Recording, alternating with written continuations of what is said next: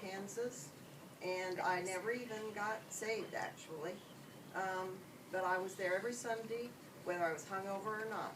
So, as soon as I could, I left, you know. When you get older, you drift away from that because it doesn't, for most people who end up seeking truth, traditional, nominal, denominational church doesn't always satisfy. So anyway, then I got into, well, the 60s, and bell-bottom pants and drug, sex, rock and roll. That was the 60s and early 70s until God really intervened totally in my life.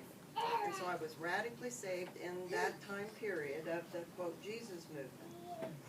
And I was saved into a house church. So my comfort level has always been with small groups where people can talk face to face, know who one another is, know what your lives are, and so on and so on. And in that time period, which was in the 70s and early 80s, yeah, mostly 70s and 80s, I remember having someone say, there is nothing important about Israel today. Israel is meaningless. There's nothing important or significant about present-day Israel. I mean, the church is what God is doing, and Israel is what he used to do, but it didn't work. Something like that. So I know I was taught replacement theology.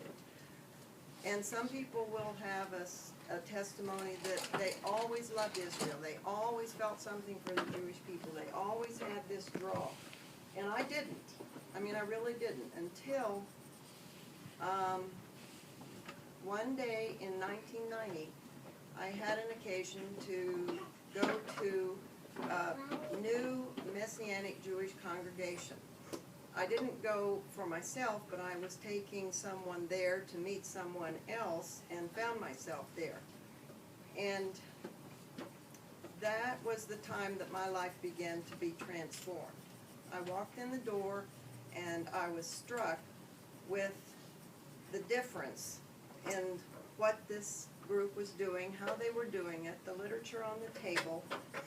And because I had known for years that Christmas, Easter, and those holidays were pagan, I and my children at that time, we didn't observe those. We had no Christmas, we had no holidays, we had no anything. This was not healthy for my kids. They remind me to this day. But anyway, so we knew what not to do and what was pagan, but I didn't have a clue about what God was saying that we were supposed to do. So this is the eye-opening experience that I had in 1990, was to walk in and that weekend began to have a divine download about Jewish roots and the connectedness that we as believers have with those roots. So for the next 12 years or so, from 1990 to 2002, basically, I was affiliated with the Messianic Jewish congregation. Have any of you here been part of such a group? Messianic Jewish? Okay, well, if you haven't, have you heard of Messianic Judaism? Yes. Okay. That was a good time, and I learned a lot, and the rabbi was a wonderful teacher.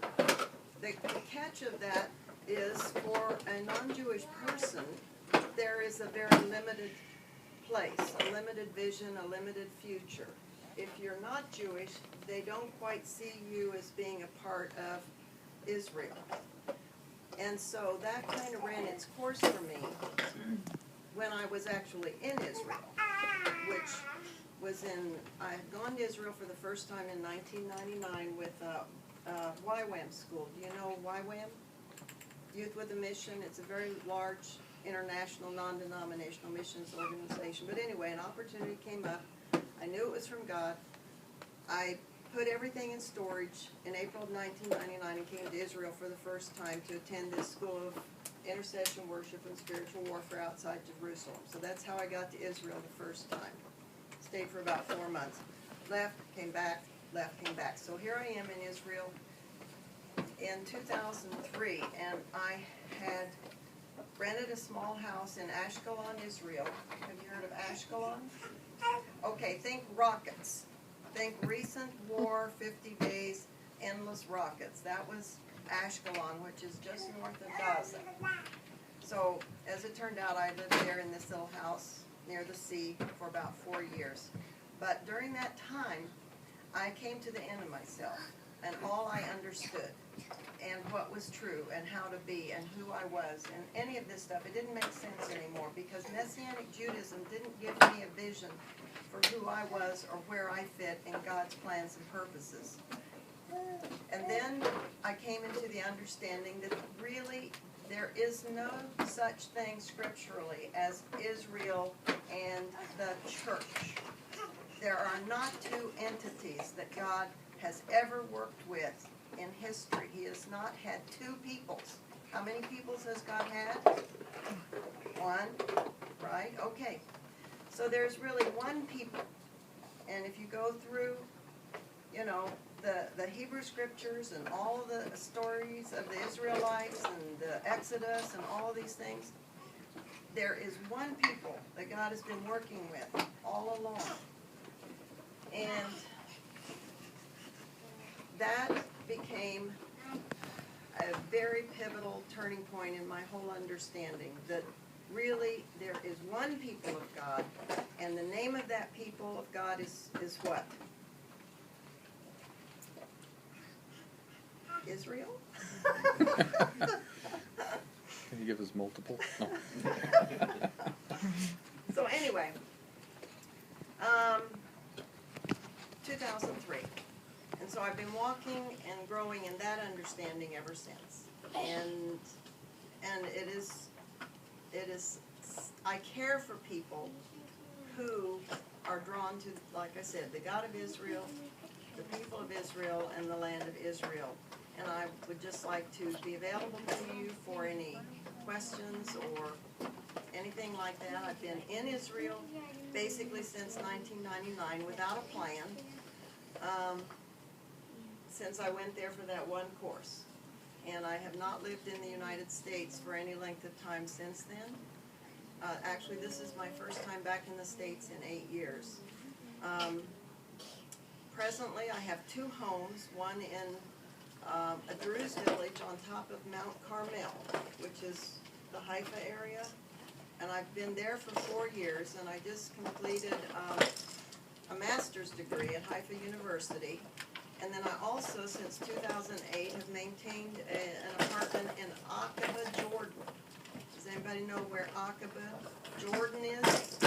Okay, you know where Israel is. Jordan is the eastern border with Israel. And in the very southern tip of both Jordan and Israel are 2 cities. In Jordan, the city on the Gulf of Aqaba, which is a gulf up from the Red Sea, is Aqaba. And on the Israel side, the sister city is Eilat. So I've maintained an apartment in Aqaba, Jordan, because I am not Jewish. I cannot make Aliyah. I cannot really live in Israel totally all the time, so I have an alternate home in Aqaba. And there is a fairly significant community of American expats, believers, who are in Aqaba, who have made homes there, brought their children, they can have jobs. You can, that's a whole other subject. In other words, people who are realizing they have a call to Israel, they're moving out, and they're taking a position in this location and waiting until God directs or opens a door or whatever when it's possible to perhaps come into Israel, or when Israel gets bigger and takes over perhaps that land, which was a part of the kingdom under David and Solomon. So anyway, so I'm back here for a very brief visit, really only 3 weeks, and happy to be with like-minded people, and looking for what God is wanting to do. And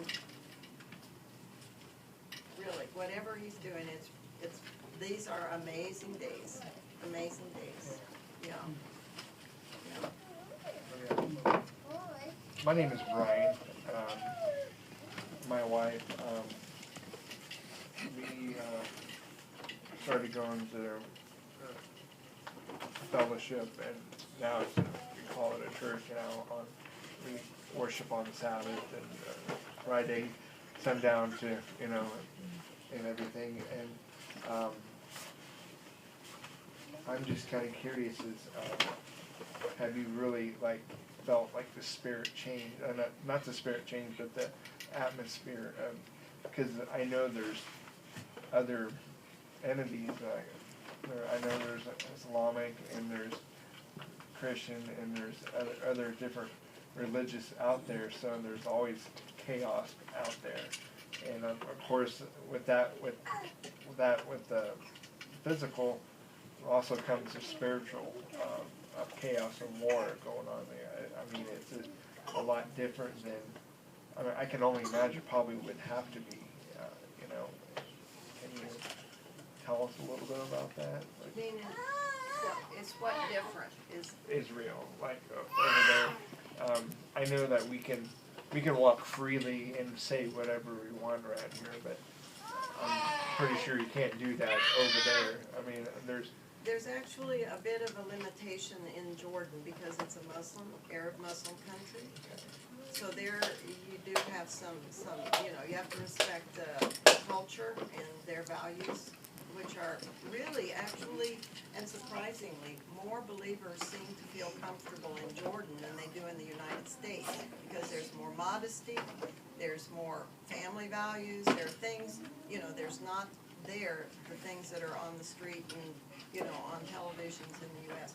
So, but as far as freedom, it's relatively free in Aqaba. Now, I'm southern Jordan, not the north, not the villages, not the radical Islam, not Mahan, where there's a place that is an ISIS Muslim Brotherhood stronghold. I'm in a tourist area that cultivates internationals coming, so they're nicer to us there.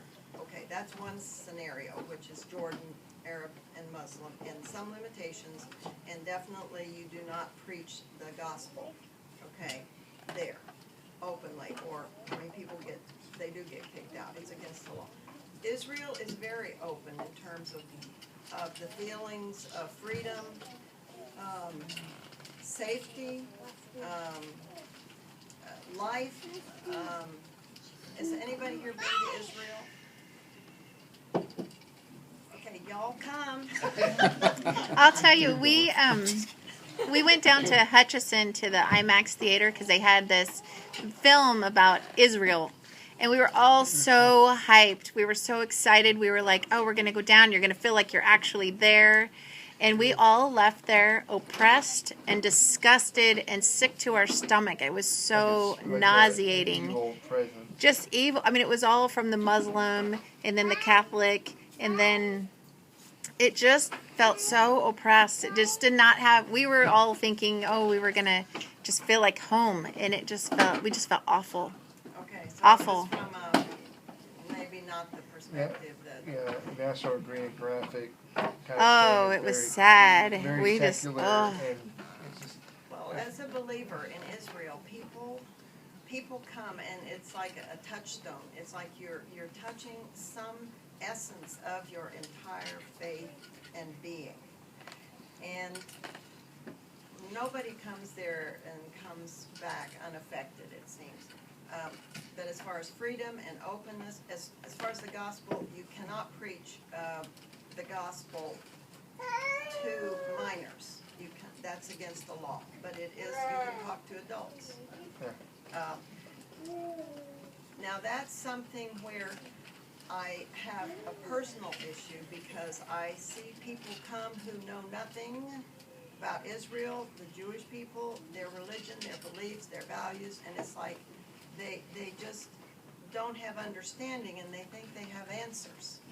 And that, I feel, is a problem and has misrepresented the love and the support and the true relationship that is possible between